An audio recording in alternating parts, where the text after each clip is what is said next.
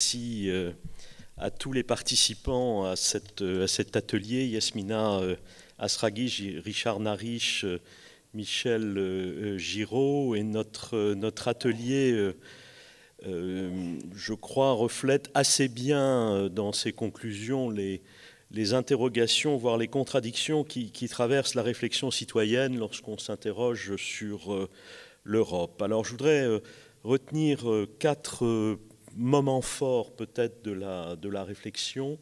Le premier a déjà été évoqué par Christine.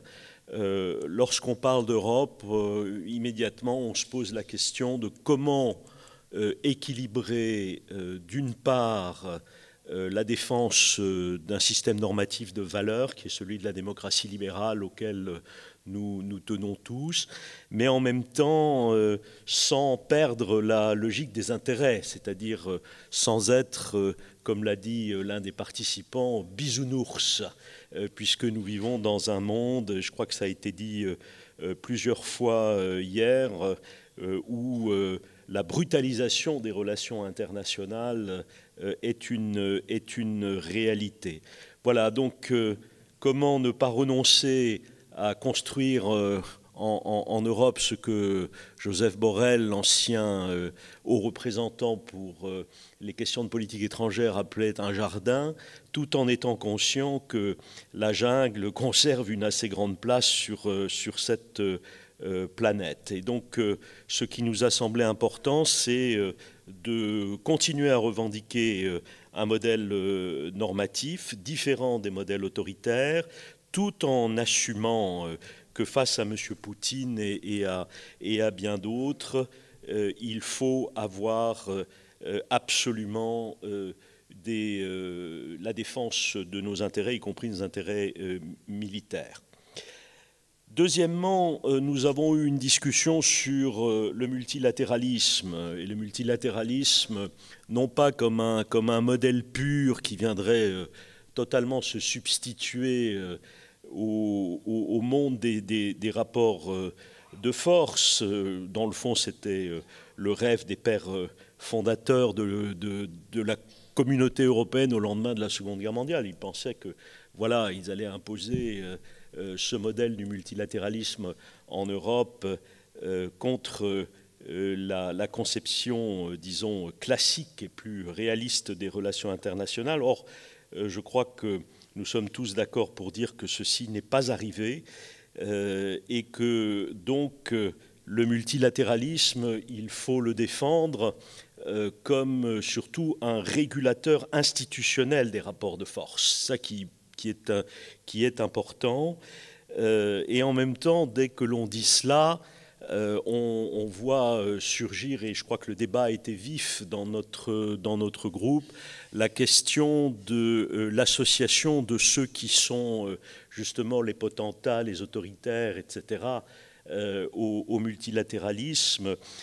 Comment croire au système onusien lorsque l'Iran préside le comité des droits de l'homme? Comment croire au système onusien lorsque une réunion de travail avec le gouvernement taliban afghan exclut les femmes dans la participation? Et là, je crois qu'on a eu vraiment deux opinions qui se sont dégagées. La première a consisté à dire tout ceci est compromission, et donc il ne faut pas que l'Europe s'y prête, car dans le fond, ça porte atteinte aussi à la légitimité du message européen. Et puis il y a eu une vision peut-être plus pragmatique, consistait à dire oui, mais c'est mieux qu'un monde dans lequel il n'y aurait que des rapports de force.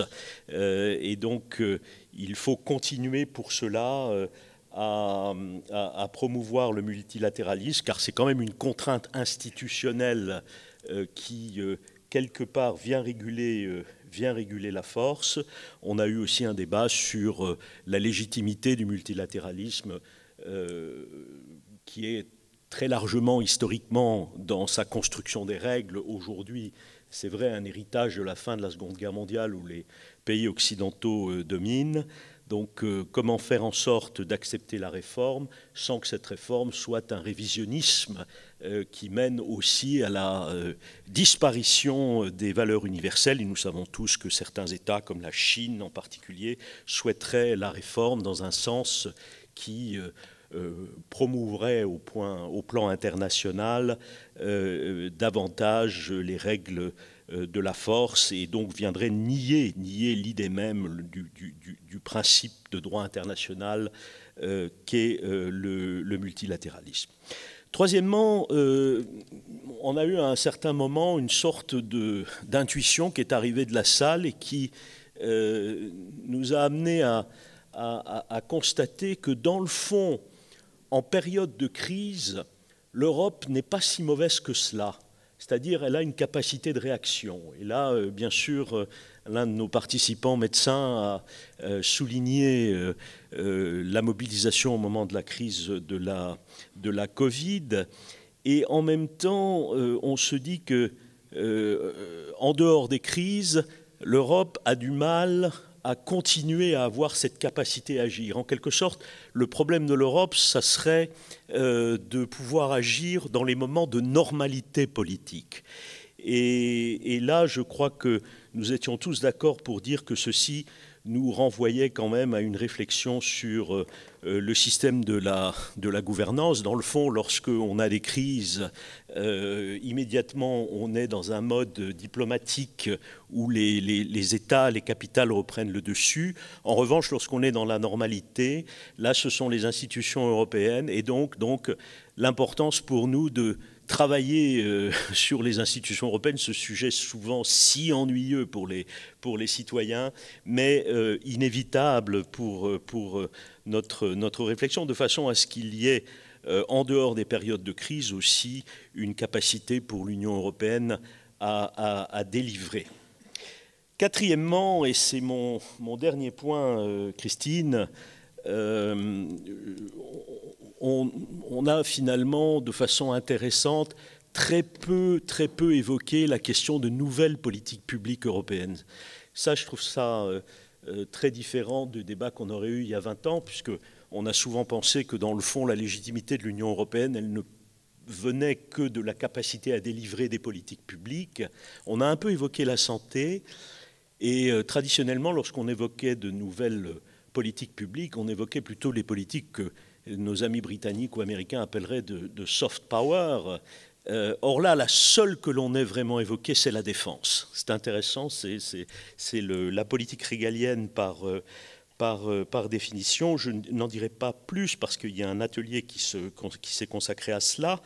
Mais en tout cas, tout le monde était d'accord pour dire que la défense européenne doit être renforcée et en même temps, on doit abandonner les idées des années 90 du jeu à somme nulle entre le transatlantique et la défense européenne. Il est évident que c'est une compatibilité que l'on vise.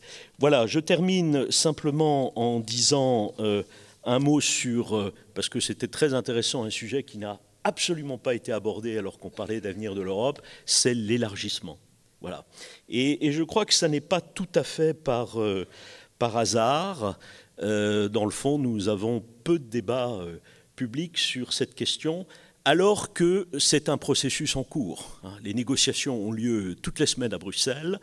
On a des pays, je pense au Monténégro récemment, qui viennent de terminer des négociations et qui visent 2028, et on n'a pas de débat public autour de cela. On n'a pas de débat public alors qu'on aura en France un référendum. Voilà, puisque la réforme de la Constitution, l'article 88.5, impose un référendum. Donc on risque d'avoir des moments très difficiles lors des ratifications dans les États membres. Je ne suis absolument pas sûr que l'entrée du Monténégro, de l'Albanie, de l'Ukraine se fera facilement dans